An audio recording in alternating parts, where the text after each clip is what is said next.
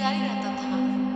इतना निधन कि रोज अपना और अपने परिवार का पेट भरने के लिए उसे गांव-गांव घूमकर भिक्षा मांगनी पड़ती थी। कभी भिक्षा मिलती तो कभी भूखे पेट ही रात कट जाती।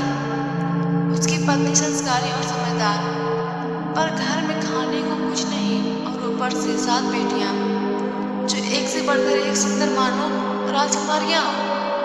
पर उनकी सुंदरता के पीछे भूख और तंगी की मार छिपी थी। एक दिन पुजारी का मन कुछ अच्छा और स्वादिष्ट खाने को हुआ। उसने पत्नी से कहा, आज मेरा मन खीर खाने का कर रहा है। पत्नी उदास होकर बोली, घर में तो कुछ नहीं है। पुजारी लज्जित हुआ, पर ठान लिया था कि गांव-गांव जाकर खीर बनाने का सामान लाएगा।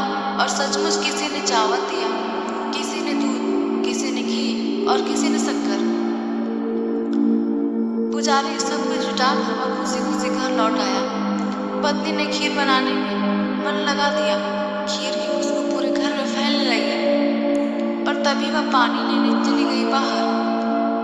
उधर सातों बेटियां घर लौटी। खीर देखी तो खुद को रोक नहीं पाई। एक-एक कर सारी खीर खत्म कर गई। बर्तन खाली और मिठास उनके होठों पर माँ लौटी। जब माँ लौटी, बर्तन खाली, दिल में आग, बेटियों को मारा डांटा। पिता लौटे, बोल सुनी और वे भी क्रोधित हुए। रात भूखी ही बीत गई। सुबह पति पत्नी ने मिलकर एक कठोर निर्णय लिया। इन सातों को जंगल में छोड़ा जाएंगे, वरना हम सबको भूखे मर जाना पड़ेगा। पुजारी बेटियों को ननिहाल का बहाना देकर एक घने जंगल सुनसान में ले आया। तुम यहीं बैठो, मैं पानी पीकर आता हूँ। इतना कहकर वह पीछे मुड़कर कभी नहीं लौटा। सातों बहनें अंधेरा, डर और जंगल की आवाजों में एक पेड़ पर चढ़ गई। जान बचाने के लिए उसी जंगल से लौट रहा था राजा प्रताप अपने सैनिकों और मंत्रियों के साथ। वह एक पेड़ के नीचे बैठा ही था कि उसके ऊपर पानी की बूंदें टपकी। ऊपर देखा तो दंग रह गया। पेड़ की शाखाओं पर 7 सुंदर कन्याएं, जिनके आंसू उसके ऊपर गिर रहे थे। राजा ने उनका दुख सुना, छोटी बहन का गुण सुना और विवाह का प्रस्ताव रख दिया। शर्त 7 पुत्र और 1 पुत्री देनी होगी, वरना मृत्युदंड होगा। छोटी बेटी ने स्वीकार किया। विवाह हुआ, वह रानी बन गई। 6 बहनों के दिल में जलन और आश्चर्य हुआ कि हम लोग को ना सही, मेरी बहन को इसने रानी बना ली। इन लोगों का दिल में, उन 6 बहनों का दिल में जहर भर चुका था। रानी गर्भवती हुई और समय आने पर 8 बच्चों की जगह पत्थर रख दिए गए। जब कोई फूल तोड़ने आता, चंपा कहती, ए भैया अर्जुन। अर्जुन कहता, बहनी चंपा। और फिर लग जा बहनी, आकाश में ऊंचा हो जाता। फूल हाथ नहीं आता। राजा, मंत्री, सैनिक सब पहुंचे। चंपा और अर्जुन ने सारा सच कह दिया।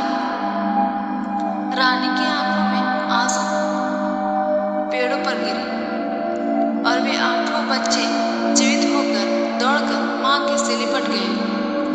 6 बहनों को कैद में डाल दिया गया। राजमहल में जब सच उजागर हुआ, राजा ने रानी का हाथ पर थामा और कहा, मुझे माफ कर दो। मैंने सच्चाई जाने बिना तुम्हें दोषी ठहराया। रानी की आंखों में आंसू थे, पर उनमें गम नहीं, गर्व था, क्योंकि उसकी सच्चाई उसके बच्चों के रूप में सारे माल के सामने खड़ी थी। 6 बहनें जिन्होंने ईर्ष्या और लालच में अपना ही खून मिटाने की कोशिश की, आज उसी अंधेरी कटोरी में कैद थी, जहाँ न रोशनी थी न उम्मीद। इधर महल के आंगन में ढोल नगाड़े की गूंज, शहनाइयों की मधुर धुन और आसमान में उठते दीपों की रोशनी मानो पूरी दुनिया को कह रही थी, सच चाहे कितनी भी देर के सामने आए, पर जीत हमेशा उसी की होती है जो दिल से सच्चा हो।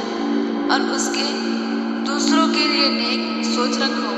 और इस तरह चंपा और अर्जुन के आशीर्वाद से वो रानी न सिर्फ अपने बच्चों से मिली बल्कि पूरे राज्य के दिलों की महारानी बन गई। इसलिए दोस्तों कहते हैं आप हमेशा अच्छी सोच रखिए ताकि आपके साथ हमेशा अच्छे हो।